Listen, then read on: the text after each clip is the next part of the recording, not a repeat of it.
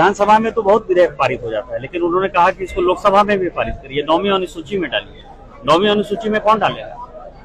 जब तक भारत का सुप्रीम कोर्ट नहीं कहेगा 9वीं अनुसूची में वो जा ही नहीं सकता। सुप्रीम कोर्ट कौन केस लड़ने के लिए जाएगा? और 9वीं अनुसूची में यदि कोई चीज डालना होगा तो यदि झारखंड का डालना होगा तो फिर बिहार का भी डालना होगा, फिर बंगाल का भी डालना होगा, फिर उत्तर प्रदेश का भी डालना होगा, तमिलनाडु का भी डालना होगा।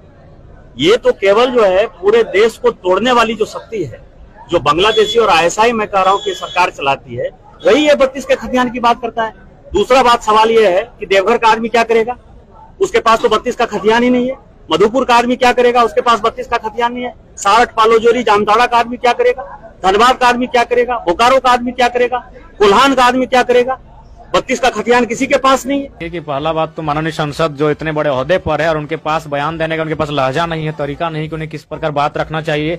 इतनी बड़ी आबादी की जनभावना को उन्हें ठेस नहीं पहुंचना चाहिए। जहां तक आतंकी और अगर इस तरह का सवाल खड़ा होता है तो सबसे पहले माननीय की जो जिनकी पार्टी के दम पर वे आज उछल रहे हैं, उनकी पार्टी सबसे पहले कटघरे में आएगी। पुलवामा कांड आज तक नहीं पता चला है कि वो RDX कहाँ से आया था। यहाँ अगर कोई खैनी लेके गुजरता है ना, कोई अगर शराब का लेके गुजरता है तो पता चल जाता है जांच में कि कहाँ से आया था, किस राज्य से आया था, किस राज्य को जा रहा है। लेकिन आज तक पता नहीं चला है कि वो पुलवामा जो कांड हुआ उतना बड़ा, उसमें वो जो बारूद आया था वो कहां से आया था। और इसी उन्हीं के, हालांकि प्रधानमंत्री पूरे देश के हैं लेकिन पार्टी तो उनकी है, वही शख्स जब प्रधानमंत्री नहीं थे वो कहते थे कि चिप का अगर कुछ होगा तो पता चलेगा, जिस देश का डॉलर गिरता है उस देश का प्रधानमंत्री गिरता है। तो उनको अगर सोचना चाहिए तो अपना जो वादा था, जो देश के लिए उन्हें करना चाहिए तो उस पर सोचना चाहिए था। और मुझे कहीं ना कहीं लगता है जो उनका एजेंडा है, जो उनकी पार्टी का एजेंडा है, वो हमेशा राज्य के लिए हमेशा नेगेटिव रहता है। हाँ, यह कह सकते हैं एज ए विधायक उनका, सॉरी एज ए संसद उनका छोटा सा ये उपलब्धि है कि धनबाद के एम्स, धनबाद के एयरपोर्ट वो देवघर लेके गए, कार्य की उनकी प्रशंसा है।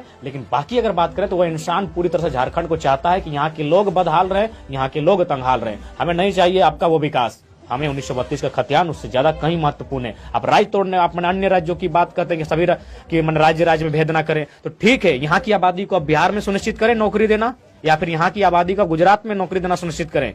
और सबसे बड़ी बात इनका देखिए, कभी भी जो लोकेलिटी का मामला है वो चुपचाप रहते हैं। अभी ये मैंने हेमंत जो भी उनका चल रहा है और उसमें तो समझ देखने में आ रहा है कि पैसा दे के लोगों को लेके जा रहे हैं, वहां मारपीट भी हो रहा है पैसा नहीं देने पर। उनको बात करना है, उनको कभी रोजगार पर बात नहीं करते, कभी शिक्षा पर बात नहीं करते हैं, वो केवल और केवल धर्म की बात करते हैं। इसलिए उनका वो प्रोपेगेंडा है। पूरे राज्यवासियों के सामने उन्हें माफी मांगना चाहिए कि उनका जो बयान है वो शर्मनाक बयान है, दुखद बयान है, उन्हें पूरे राज्य के सामने माफी मांगना चाहिए। क्या लग रहा है कि झारखंड में जो भाजपा सांसद है और विधायक है, क्या उन्हें दबाव देना चाहिए जो मूलवासी विधायक सांसद है? मूलवासी विधायक सांसदों को दबाव देना चाहिए, और नहीं अगर दे पाते तो हमें लगेगा उनके गर्दन में पट्टा बंधा हुआ है, वो उनके गुलाम है, पार्टी के गुलाम है, दलाल हैं। तो क्या आप आतंकी और बांग्लादेशी हैं? जी नहीं, हम लोग लड़ने वाले छात्र हैं, पढ़ने वाले छात्र हैं, जो अपने राज्य को बचाने के लिए, अपनी राज्य की अस्मिता, अपने राज्य की आइडेंटिटी को बचाने के लिए लड़ रहे हैं। यहाँ के लोगों को नीति नियोजन में अवसर कैसे मिले उसके लिए हम लोग लड़ रहे हैं। हमने बिहार में कभी दावा नहीं किया, हमने बंगाल में दावा नहीं किया, तो फिर अन्य राज्यों के लोग यहाँ इसे अपना ससुराल क्यों समझ के बैठेंगे? सीधी सी बात है। हमने राज्य क्यों लिया?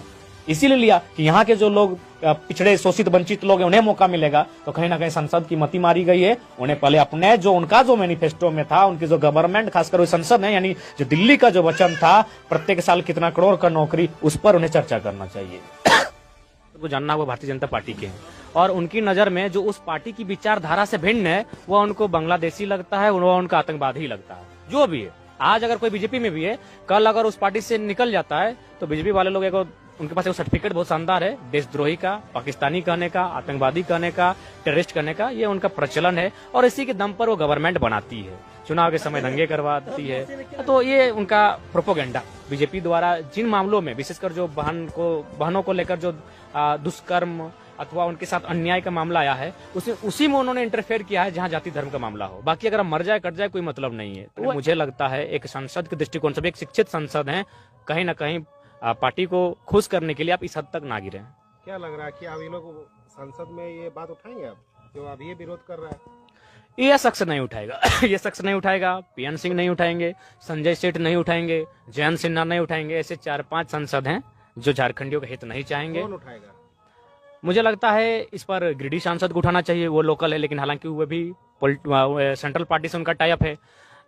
उसके बाद जो भी जितने आदिवासी मूलवासी सांसद हैं, विद्युत वरण जी को उठाना चाहिए, या फिर विजय हांसदा जी हैं, आपका सुनील सोरेन जी हैं दुमका से, तो उन लोगों को इस बात को संसद में रखना चाहिए, पुरजोर तरीके से रखना चाहिए। और उन्हें तो यह इस बात का भी चर्चा करना चाहिए संसद में कि जब सभी राज्यों को पहचान मिला है, सभी राज्यों के लोग अधिकार मिला, तो झारखंड के साथ लूट खसोट क्यों?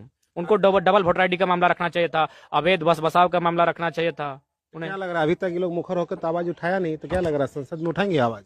कहीं ना कहीं जो नेशनल पार्टी के जो लीडर होते हैं उनमें उनके लगभग एक तरह से उनको कह सकते हैं उनके गले में एक पट्टा टाइप सा रहता है, ये सच्चाई है। सीपी चौधरी से क्या उम्मीद करते हैं आप? देखिए वह उनका यहाँ स्थानीय पार्टी से है, भले उनका टाई अप सेंट्रल पार्टी से, तो उन्हें कम से कम अब संसद में इस बात को रखना चाहिए, इस बिल को लेकर उन्हें पुरजोर तरीके से बात रखना चाहिए।